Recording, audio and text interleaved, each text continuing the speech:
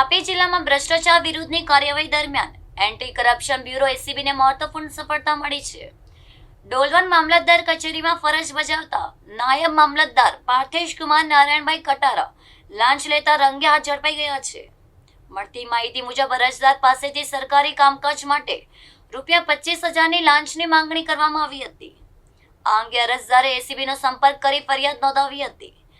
ફરિયાદની ચકાસણી બાદ એસીબીની ટીમે સમગ્ર મામલે છટકું ગોઠવ્યું હતું. પૂર્વ આયોજન મુજબ આરોપી અધિકારીને લાંચની રકમ સ્વીકારતા જ ટીમે રંગે હાથ ઝડપી પાડ્યા હતા. કાર્યવાહી દરમિયાન એસીબીના અધિકારીઓએ જરૂરી પુરાવા પણ એકત્રિત કર્યા હતા. ઘટનાના પગલે સરકારી તંત્રમાં ભારે ચર્ચા જાગી છે.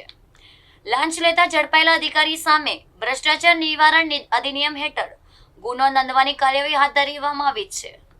એસીબી દ્વારા આરોપીની વધુ પૂછપરછ કરી અન્ય કોઈ સંડોવણી છે કે નહીં તેની પણ તપાસ કરવામાં આવી રહી છે.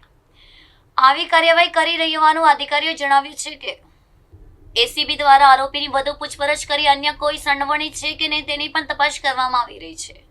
સરકારી સેવામાં પારદર્શિતા જળવાઈ રહે તે માટે એસીબી સતત આવી કાર્યવાહી કરી રહી હોવાનું અધિકારીઓએ જણાવ્યું છે. આ ઘટનાથી ભ્રષ્ટાચાર આચરતા તત્વોમાં પણ ફફડાટ ફેલાયો છે.